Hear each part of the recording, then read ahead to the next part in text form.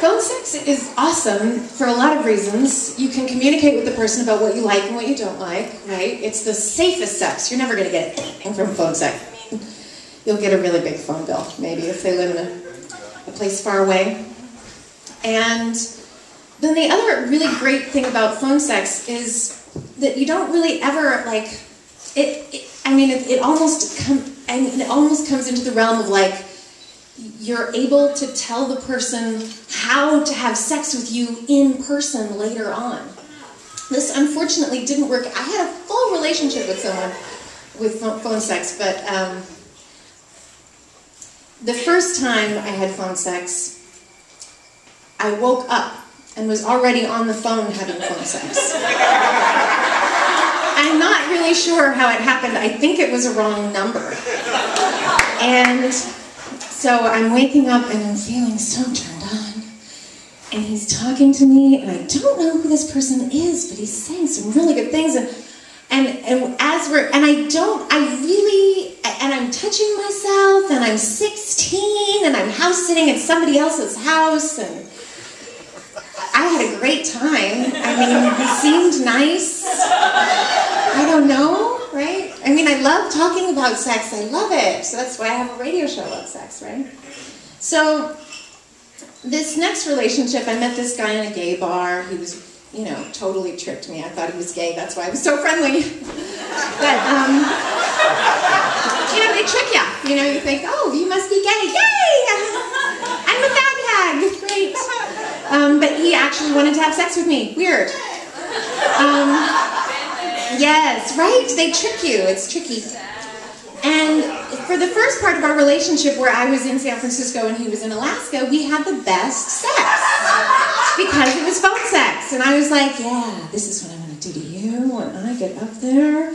And this is what I like you to do to me. Yes. You know, pinch my nipples and run your hands all over my body and really make how to kiss and warm up and like all this stuff that like leads up to sex that makes it really good, you know, like lots of foreplay. It's not just, you know, stick it in, right? So we have a great phone sex relationship.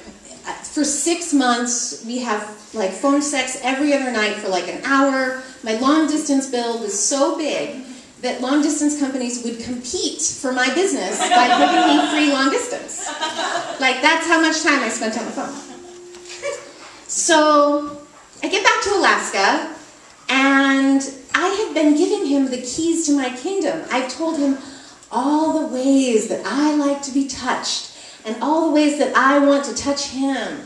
And like, I've told him everything about my sexual response cycle that I could communicate at that time. You know what I mean? Like, he should be able to like light my shit on fire. But no! Why? Okay, so the first thing, we had this great date plan. We're gonna watch Les Miserables, have some fondue. The first thing is he spills, I need to get out of the line of the speaker so it puts feeding back. Okay. So the first thing that happens is he spills all the stuff for the fondue, and he freaks out. He's like, he's like, oh my God, I'm sorry, I spilled the fondue thing. And I'm like, really? It's okay, we'll put it in a colander, we'll wash it off, we're gonna cook it later anyway, it's fine. And then during Les Miserables, he's telling me what's happening in the action, even though I've seen it like hundreds of times. I listened to the soundtrack like over and over and over and over, so I'm like, no, really, I've got it. He's like, oh, and this is when this is happening, and I'm like, yes, and he's like, and it's during the French Revolution, and I'm like, yes, I know. And then, I'm pretty open-minded, he wants to have anal sex, and I've never tried it before, so I'm like, okay, sure. And I'm a sex educator now, so I know now how to have anal sex. But I can tell you how to not have it. You don't just stick it in. No. So I'm like, oh, ow. You know, you said it earlier, lube and communication, it's key. It's key. Lube is really key. And don't start with your penis. Start with something small. It was like the least, I mean, it was only remarkable in how awful it was. And I had such good phone sex all up until that So that actually is, I mean, I don't know, maybe I would have given him a chance had I not after, you know how you have to go pee after you have sex, otherwise you'll get a UTI? So I go to the bathroom, and I'm peeing, and there's no toilet paper. And I was like, oh, he doesn't know where, well, maybe it's somewhere else in the house. So, you know, I go and I'm like, oh, where's the toilet paper? And he's like, oh, I don't ever have any toilet paper. Like, really? Because you know there's people that shower at the gym, but you know, you're supposed to poop at the gym? I don't understand, how do you not ever have toilet paper?